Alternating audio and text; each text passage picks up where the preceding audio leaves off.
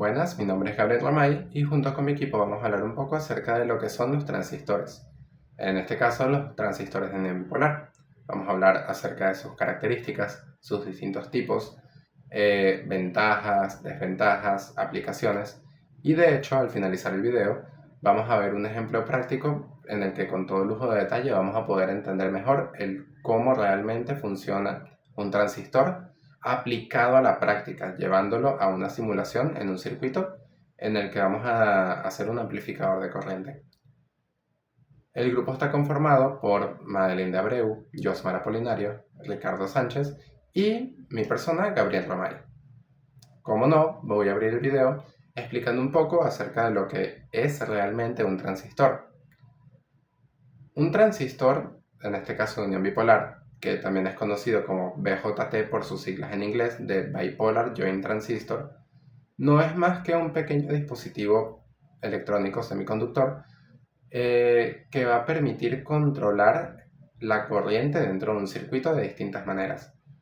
Este dispositivo semiconductor está conformado por 3 placas semiconductoras. Esto se va a explicar mucho más adelante, pero para entender un poquito o tener un poco más de contexto, vamos a decir que estas 3 placas semiconductoras, generalmente hechas de silicio, van a estar denominadas como un diodo emisor, una base y un diodo colector. Y, como no, estos transistores pueden servir para distintas aplicaciones. Pueden ser unos interruptores, interruptores lógicos, como puede ser cualquier interruptor de un circuito, es decir, un interruptor abierto para cortar el flujo de corriente, un interruptor cerrado para permitir el flujo de corriente, a costa de una pequeña caída de voltaje, ya que tiende a actuar como un resistor. Puede actuar como un conmutador, siguiendo la misma línea del interruptor, cambiando de un lado a otro el flujo de la corriente por distintos canales, o también puede actuar, como no, como un amplificador de corriente, que es una de sus principales funciones. Ahora vamos a hablar un poco acerca de las características del transistor. Como bien mencioné ya antes, una de sus principales características es la versatilidad que tiene a la hora de aplicarse en un circuito. ¿Qué quiere decir esto? El transistor puede servir primero para la amplificación de corriente, segundo para el control de voltaje, aunque no es una aplicación muy común, también se le puede dar esa vuelta siguiendo la misma lógica de la amplificación de corriente. Tiene la característica de que tiene una alta ganancia de corriente y una baja potencia de control. ¿Qué quiere decir esto? Con una pequeña cantidad de corriente que le entre por la base al transistor, esto nos va a servir para amplificar la cantidad de corriente que se va a percibir en el diodo colector. Y esto tiene que ver también con la baja potencia de control, porque realmente se requieren muy pocas cantidades de corriente para poder manipular el comportamiento de un transistor. Y bueno, la otra de sus principales características es que tiene distintos tipos. Están los transistores bipolares de tipo NPN y los transistores bipolares de tipo PNP. Los transistores de tipo NPN sencillamente son transistores que tanto el diodo emisor como el diodo colector, es decir, sus dos extremos, van a estar polarizados de tipo N y la base de tipo P, y viceversa. Un transistor de polaridad PNP o de tipo PNP, sus dos extremos van a ser de polaridad tipo P y la base polaridad de tipo N. Ahora sigamos con lo que vendría siendo la estructura interna del transistor bipolar. El transistor bipolar es un dispositivo electrónico de 3 capas de material semiconductor, dopado de manera alternada, y tiene 3 terminales: emisor, base y colector. Los BJT se clasifican en 2 tipos, NPN y PNP, dependiendo de la disposición de las capas dopadas. Ahora bien, la estructura interna del transistor bipolar y la función de cada una de las capas serían las siguientes. Tenemos el emisor, que el emisor es la capa que suministra la mayor parte de los portadores de carga al transistor. Podemos decir que esta capa está fuertemente dopada para tener una alta concentración de portadores. Además que la función del emisor es emitir los portadores de carga que se moverán a través del transistor. Lo que quiere decir esto es que al estar fuertemente dopado, el transistor inyecta una gran cantidad de portadores en la base cuando se aplica la corriente adecuada. Luego tenemos lo que vendría siendo la base, que la base es la región central y es una capa demasiado delgada y débilmente dopada. Además que permite que los portadores de carga inyectados por el emisor pasen por la región del colector con una mínima recombinación.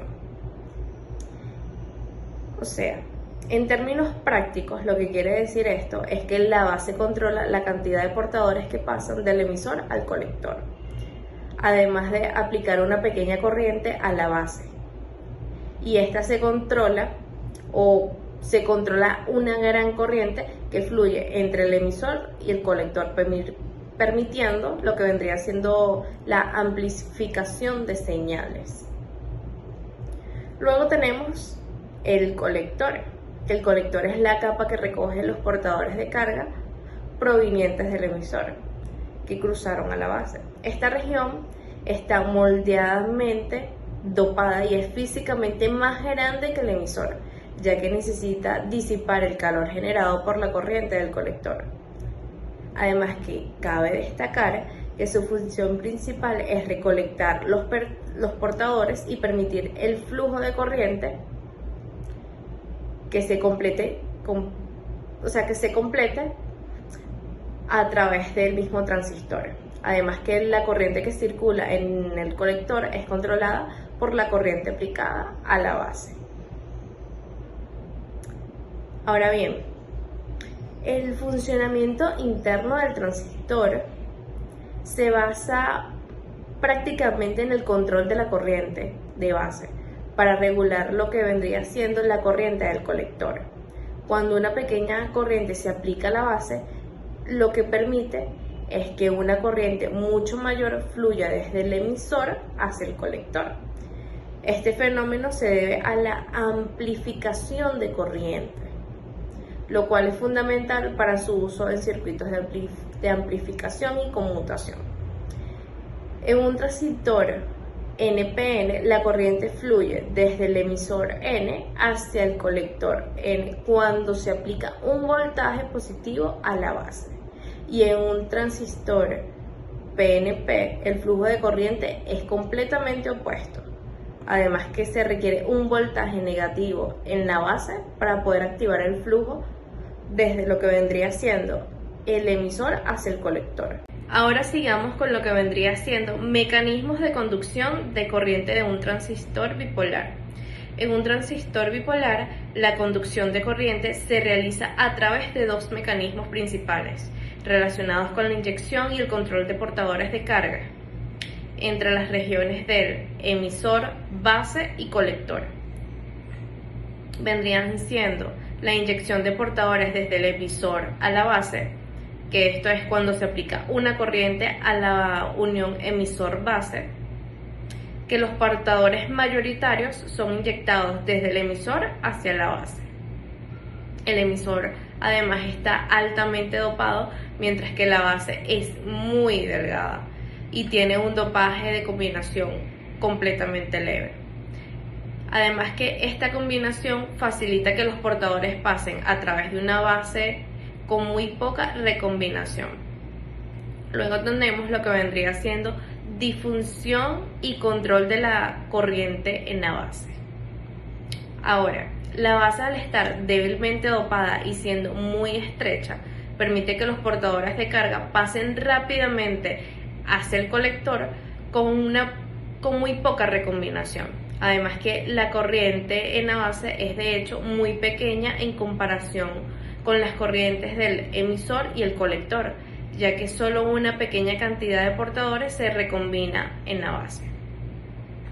Además que la pequeña corriente en la base controla la cantidad de portadores que pueden pasar hacia el colector. Lo que quiere decir esto es que al variar la corriente de base, se regula la corriente mucho mayor del emisor hacia el colector. Luego tenemos lo que vendría siendo recogida de portadores en el colector. El colector es moderadamente dopado y tiene un mayor tamaño físico, además que está polarizado inversamente con respecto a la base. Esto crea un campo eléctrico en la región del colector que atrae los portadores inyectados desde el emisor. Además que los portadores mayoritarios que cruzaron la base son rápidamente recogidos por el colector, generando una corriente continua en lo que vendría siendo esta región. Además que esta corriente de colector es casi igual a la corriente del emisor, debido a la mínima recombinación en la base. Ahora tenemos los parámetros fundamentales de un transistor bipolar. Los parámetros fundamentales son esenciales para poder comprender y analizar completamente su funcionamiento en circuitos electrónicos. Además que estos parámetros determinan la capacidad del transistor para amplificar las señales y controlar las corrientes. En los principales parámetros tenemos lo que vendría siendo la corriente de ganancia de corriente directa, la relación entre la corriente de colector y la corriente de base. Luego tenemos corriente de saturación inversa, que es la corriente mínima entre colector y emisor sin corriente de base. Tenemos los voltajes de umbral, que es el voltaje necesario entre la base y el emisor para que el transistor inicie la conducción. Además que tenemos la frecuencia de transición, que es el voltaje mínimo entre el colector y el emisor en el estado de saturación. Por último, también tenemos lo que vendría siendo la frecuencia de transición, que esto lo que indica es la frecuencia máxima a la que el BJT puede amplificar señales. Estos parámetros permiten caracterizar el comportamiento del transistor y determinan sus aplicaciones, ya sea amplificación, conmutación, proceso de señales en sistemas electrónicos. Buenos días a todos. Hoy quiero hablarles sobre los parámetros clave que definen el funcionamiento de los transistores de efecto de campo, o FT. Estos dispositivos son fundamentales en la electrónica moderna y entender sus características es esencial para su aplicación en circuitos. Primero, hablemos sobre el voltaje de puerta-fuente. Este es el voltaje aplicado entre la puerta y la fuente del transistor. Es crucial porque controla la conductividad del canal entre el drenador y la fuente. Cuando el voltaje de puerta-fuente supera un umbral específico, el transistor comienza a conducir, permitiendo el flujo de corriente, dependiendo de su valor. El transistor de efecto de campo puede operar en diferentes regiones, sea corte, activa y saturación. Hablaremos de esto más adelante. El segundo parámetro es la corriente de drenador. Esta es la corriente que fluye a través del drenador del transistor. Es análoga a la corriente del colector de un BJT y es la corriente principal que se controla mediante el voltaje de puerta-fuente.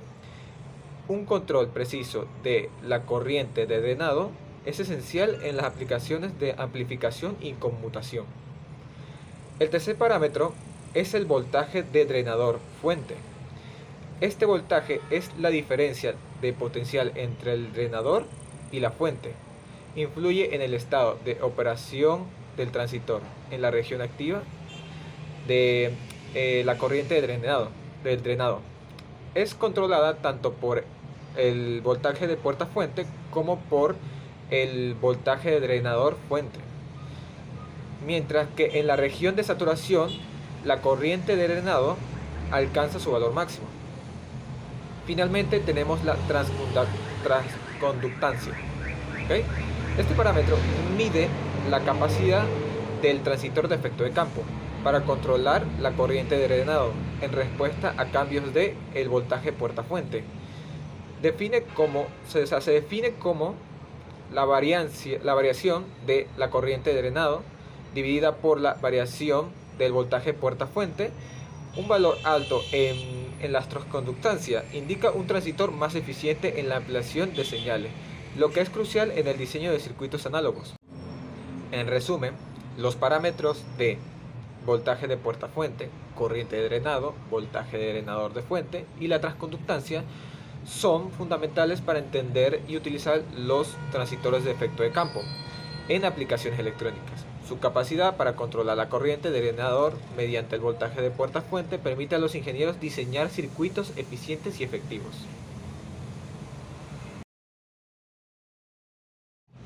Los transistores son componentes esenciales en casi todos los dispositivos electrónicos que utilizamos hoy en día, desde nuestros teléfonos móviles hasta los sistemas de audio y computadoras. Para comprender cómo funcionan estos dispositivos, es crucial conocer las diferentes regiones en las que pueden operar. Cada región tiene características específicas que determinan cómo el transistor responde a las señales de entrada y cómo controla la corriente de salida. Cada una de estas regiones tiene características únicas que determinan cómo funciona el transistor en un circuito. Comencemos con la región de corte. En esta región el transistor está apagado. Esto ocurre cuando el voltaje de puerta base en un transistor bipolar o el voltaje de puerta fuente en un transistor de efecto de campo es insuficiente para permitir el flujo de corriente. Como resultado, la corriente del colector o drenador es prácticamente cero. En esta región es fundamental en aplicaciones de computación, ya que permite que el transistor actúe como un interruptor que no conduce energía. La siguiente es la región activa. En esta región, el transistor está encendido y opera como un amplificador. Aquí el transistor puede controlar la corriente de salida en función de la corriente de entrada. En un transistor bipolar, esto significa que la corriente del colector es proporcional a la corriente base. En un transistor de efecto de campo, la corriente de drenador es controlada por el voltaje de puerta fuente. Esta región es crucial para aplicaciones de amplificación donde se requiera que el transistor amplifique las señales. Finalmente, tenemos la región de saturación. En esta región el transistor está completamente encendido y conduce la máxima corriente posible. En un transistor bipolar, esto ocurre cuando el voltaje colector-emisor es muy bajo, y en un transistor de efecto de campo, cuando el voltaje drenador-fuente es suficiente para permitir que el flujo máximo de corriente. En esta región, el transistor actúa como un interruptor cerrado, permitiendo que la corriente fluya sin restricciones. Es esencial en aplicaciones de computación rápida. En resumen, las regiones de corte activa y saturación son fundamentales para entender cómo funcionan los transistores en diferentes aplicaciones. Cada región tiene un papel específico, ya sea en la amplificación de señales o en el control de corrientes en un circuito digital. Condiciones para la saturación y el corte. Para que un transistor funcione correctamente en sus diferentes regiones, hay condiciones específicas que deben cumplirse. Primeramente, un transistor está en saturación cuando está completamente encendido y permite que fluya la máxima corriente del colector al emisor. Para que un transistor esté en saturación se deben cumplir las siguientes condiciones. El voltaje entre la base y el emisor debe ser mayor que aproximadamente un 0.7 voltios para transistores de silicio. Esto asegura que el transistor esté activo. La corriente base debe ser suficiente para que la corriente de colector alcance su valor máximo. El voltaje entre el colector y el emisor debe ser menor que el voltaje de saturación, que suele ser bajo, típicamente entre 0.1 voltios y 0.3 voltios. Esto indica que el transistor está en un estado de baja resistencia, permitiendo que fluya una corriente significativa. Condiciones para el corte. Un transistor está en corte cuando no conduce corriente, actuando como un interruptor abierto. Para que un transistor esté en corte, se debe cumplir las siguientes condiciones. El voltaje entre la base y el emisor debe ser menor que 0.7 voltios. Esto significa que no hay suficiente voltaje para activar el transistor. La corriente de base debe ser cero o muy cerca a cero. Esto implica que no hay corriente fluyendo hacia la base, lo que resulta en que no haya corriente de colector. La corriente de colector obviamente debe ser cero en esta condición. El transistor no permite el flujo de corriente desde el colector al emisor. En conclusión, Las condiciones para la saturación y el corte son esenciales para el diseño y análisis de circuitos que utilizan transistores. Comprender estas condiciones permite a los ingenieros y técnicos utilizar transistores de manera efectiva en aplicaciones de amplificación y computación, como lo hemos dicho, asegurando que funcionen correctamente en sus respectivos estados. Mi nombre es Ricardo Sánchez y a continuación vamos a ver lo que es el contenido que resta respecto a la exposición de los transistores. En mi caso yo les voy a dar lo que es un ejemplo práctico construyendo lo que es un amplificador y un modelo básico de un transistor, y en adición de eso vamos a ver dos modelos de transistores, los cuales son muy utilizados a la hora de hacer análisis del comportamiento de un transistor en un circuito, especialmente en un caso por ejemplo los amplificadores. Estos modelos que vamos a ver son el modelo de Eversmoor y el modelo de híbrido. Estos modelos son modelos más sencillos respecto a lo que es un transistor en sí, pero que permiten replicar el comportamiento sin usar el transistor directamente. En el modelo de Eversmoor, este es un modelo simplificado en donde este consta de una fuente de corriente controlada y un diodo, que lo podemos ver aquí en la imagen. No tenemos que como hemos visto de los transistores, el colector está conectado a lo que es la parte de la base y la base del emisor, pero aquí no tenemos el transistor de por medio. Lo que tenemos es la fuente controlada, que se representa con este círculo con la flecha, y aquí en la parte inferior tenemos el diodo. Y por otro lado tenemos el modelo híbrido, que el modelo híbrido es un modelo de circuito electrónico que permite reemplazar un transistor en un circuito electrónico por un circuito basado en fuente dependiente. Es lo que podemos ver acá, que tiene una estructura diferente. Este circuito tiene una estructura diferente a lo que vendría a ser un transistor convencional, en donde tenemos aquí la base se representa desde este lado y aquí tenemos el colector, pero ambos están apuntando a la parte del emisor. De la base al emisor tenemos una resistencia y del colector al emisor tenemos una fuente de corriente dependiente. Estos circuitos, lo que queremos llegar acá es ver cómo estos circuitos que tienen una forma diferente son muy utilizados a la hora de hacer análisis o el estudio de un circuito general con transistores sin necesidad de usar el transistor, porque puede ser que este sea un poco más complejo de analizar y estos circuitos son más sencillos de interpretar, especialmente el modelo de Eversmoor, que podemos ver que nada más consta de una fuente de corriente controlada y abajo y nada más el diodo. Por otro lado, a continuación, este tipo de circuitos se utiliza mucho en la parte de los amplificadores para estudiar el audio, que es el ejemplo que vamos a ver el día de hoy, o el circuito que iremos construyendo. Como seres humanos, nosotros sabemos que la parte del audio a nosotros nos llega, nosotros la podemos interpretar gracias a la frecuencia con la que llega, que quiere decir que dependiendo de la frecuencia con la que llegue el audio, nuestro cerebro lo interpreta de una u otra forma, y es lo que nos permite comunicarnos, escuchar música, etc.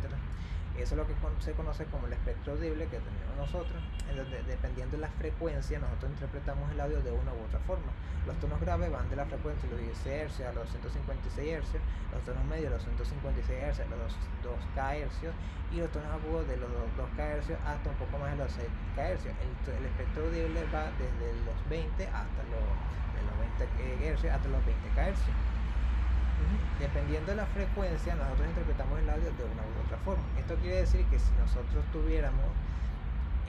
quisiéramos aumentar el sonido que por ejemplo sale de nuestro dispositivo, que sale por ejemplo del teléfono, y queremos utilizar un amplificador, una corneta, etcétera, para poder aumentar la cantidad, el sonido, la fuerza o la amplitud del sonido, tendríamos que transmitir ese mismo sonido pero sin modificar la frecuencia, aumentando lo que es el voltaje o la corriente en sí, pero no podemos modificar la frecuencia porque si no habría alteraciones en el sonido final o lo que estaríamos escuchando. La salida del sonido, aquí podemos ver por ejemplo que tenemos un jack de 3.5, el típico que viene con los audífonos de cable, y no tenemos aquí la salida de tierra que va en esta parte intermedia, y después tenemos la parte del sonido de la derecha y el sonido de la izquierda. Si nosotros utilizáramos un oscilómetro y usáramos la parte tierra, porque ya las dos salidas de audio, podríamos ver en pantalla como la frecuencia con la que está saliendo el sonido. Si nosotros quisiéramos replicar o aumentar el sonido, tendríamos que obtener este mismo resultado, pero simplemente con un voltaje mayor, que es el circuito que vamos a ver a continuación, y donde vamos a estar construyendo un amplificador utilizando el modelo más básico de un amplificador, que es el Common Emitter Amplifier, en donde tenemos este circuito que lo vamos a ir construyendo poco a poco en un simulador, y vamos a explicar cómo se construye. Lo que nos interesa a nosotros de este circuito es ver cómo, a pesar de que vamos a tener una entrada y una salida, ¿verdad? En este caso vamos a tener la entrada de 80 Hz y vamos a tener una salida que va a tener la misma frecuencia de los 210 Hz, pero el voltaje que le vamos a poner al circuito va a ser 0.5 voltios. En cambio la salida va a ser alrededor de los 5 voltios. Va a haber mayor voltaje, pero la frecuencia va a ser la misma. Entonces vamos a proseguir a ver el simulador. Aquí lo tengo acá. En este espacio vamos a ir construyendo lo que es el circuito. Un poco acá para ajustar esto. Y vamos a empezar. Antes de empezar con el circuito, vamos a ver un ejemplo de la construcción del transistor más sencillo, que vendría a ser este. Agarramos este y lo colocamos acá. Este es el circuito y ahora lo vamos a conectar. Si a este circuito nosotros le ponemos una salida de tierra, vamos a ver, vamos a colocar de la parte del emisor la salida para que salga la corriente. Y de este lado vamos a colocar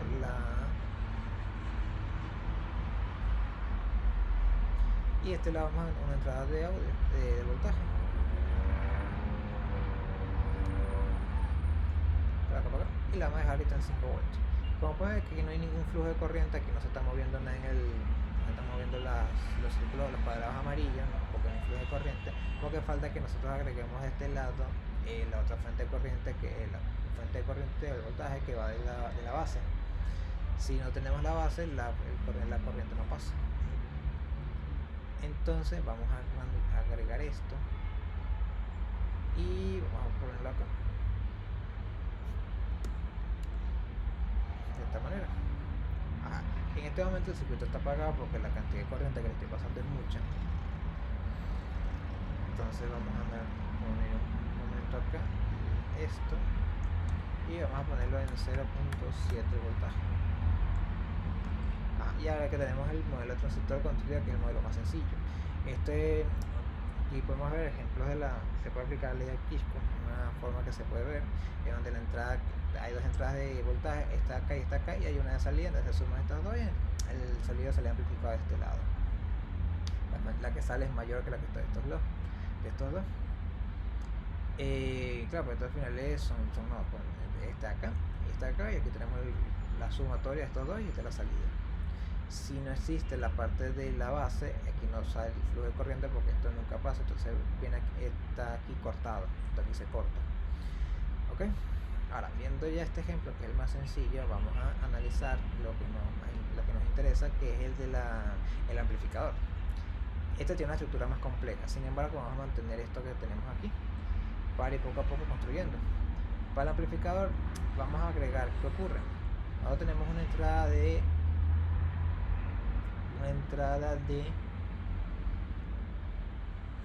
voltaje con una cierta frecuencia. Esta frecuencia es la que tenemos acá, que la vamos a colocar de este lado. Vamos a quitar esta fuente de acá y vamos a ponerla aquí. Ok, otra vez se está pasando lo que pasaba antes, de que la cantidad de voltaje es mucha. Entonces vamos a bajar esto y esto lo vamos a poner a una frecuencia de 80 Hz y el voltaje lo tenemos en 0.5 voltios. Ok, ya con esto debería poder volver a funcionar el circuito, si funciona. Sin embargo, esto no es lo que nos interesa. Lo que nos interesa es amplificar la frecuencia o la salida. Entonces necesitamos una salida de voltaje, que va a ser esta, una salida analógica, que la vamos a colocar de este lado y vamos a poner aquí vamos a editarla y vamos a mostrar que es nuestro voltaje de salida. Aplicar, ok, aquí vemos que el voltaje es 5 voltios. Sin embargo, esto realmente no representa nada, porque lo que a nosotros nos interesa,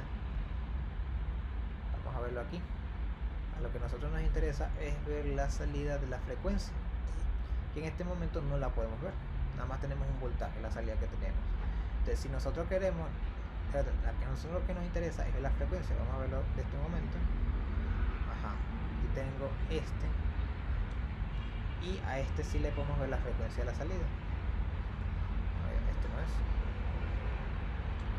0.5, no, todavía en este momento no deja ver el emulador, no deja verlo, entonces vamos a esperar un poco más, así construyendo el circuito. Ok, ajá. Segundo, lo que vamos a hacer es aumentar la frecuencia a cierto nivel. Bueno, ahorita en este momento sí se empezó a ver la frecuencia. Si estoy bien, le coloco aquí la frecuencia, aquí se va a ver. La frecuencia la tenemos en 79, bueno, 79 Hz. Este de acá, vamos a ver si en este punto ya deja. Sí, aquí deja. Ajá. Sin embargo, aquí no me lo está marcando.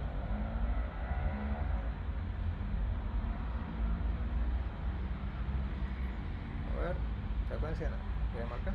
Entonces, bueno, vamos a ir poco a poco construyendo el circuito. Un circuito un poco más largo. Entonces vamos a agregar aquí, ¿verdad? Vamos a agregar esto aquí. Vamos a agregar un cable hasta aquí. La salida de la toma tierra la vamos a colocar en la parte aquí abajo. Y vamos a, esto está conectado en este punto, ¿verdad? Vamos a poner esto hasta aquí. Y vamos a colocar de este lado una resistencia. Y otra resistencia acá, después otra acá y otra acá.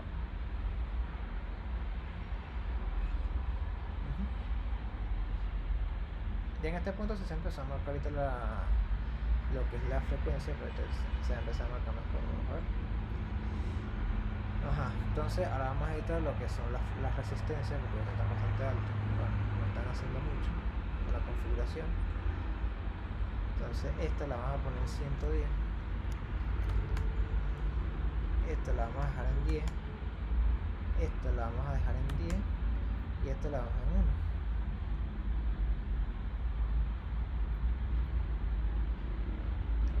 De esta manera.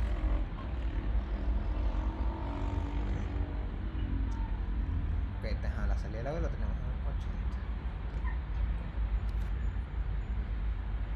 Ajá. Segundo, vamos a aumentar la cantidad de voltaje que estamos agregando acá.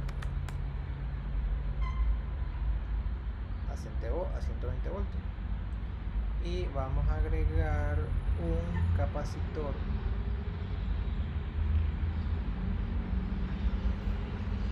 de este lado.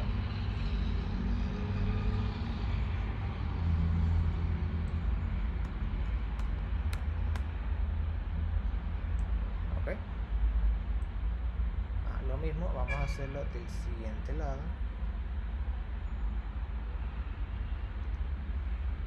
Ok, a ver.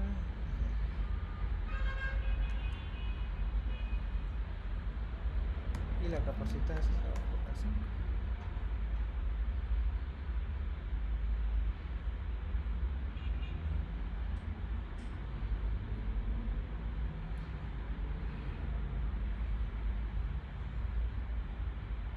Ok, entonces ahora vamos a analizar un momento esto acá. Y vamos a la frecuencia, pues que la frecuencia no me la está marcando aquí abajo. Vamos a ir editando esto.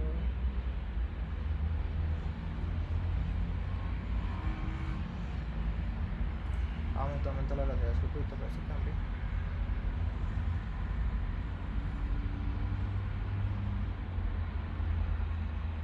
Ahora sí. No me está llegando la frecuencia, era por la contada de antes. Entonces, bueno, aquí tenemos esto. Y por último vamos a agregar una resistencia para bajar un poco la... Y la vamos a colocar acá y vamos a salir una toma tierra. Ok, vamos a ver. De este lado. Para que no se agarre toda la... Salida por allá, vamos a ponerlo aquí. Y aquí tendríamos el circuito armado. Vamos a aumentar la simulación. Tiempo de la simulación para ver cómo se comporta el circuito en sí, y aquí ya podemos ver lo que estamos obteniendo. Ajá, ¿qué es lo que ocurre aquí? Después de haber armado todo el amplificador, lo que estamos haciendo es que le estamos dando un nuevo voltaje que es todavía mayor pero todavía estamos manteniendo la frecuencia que estamos teniendo por acá. Esta es la salida del audio. Esta vendría a ser, por ejemplo, el voltaje que va a salir por las cornetas. La corneta, que es lo que después vamos a escuchar nosotros. Como podemos ver acá, la frecuencia de ambos dispositivos, tanto de la entrada, que es de este lado, como de la salida, es 80 Hz. Pero el voltaje máximo al cual llega la salida del audio es de 500 milivoltios, bueno, 0.5 voltios.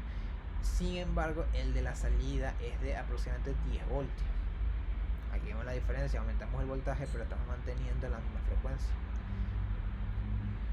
Entonces eso es lo que queremos hacer con la construcción de este amplificador, que es el funcionamiento básico con el que funcionan los dispositivos de corneta, de audio, etcétera, para poder aumentar la calidad del sonido. Este es uno de los ejemplos más básicos que podemos encontrar respecto a los que son amplificadores y el uso de transistores. Dicho esto, este vendría a ser todo el contenido de la exposición. Muchas gracias por su atención.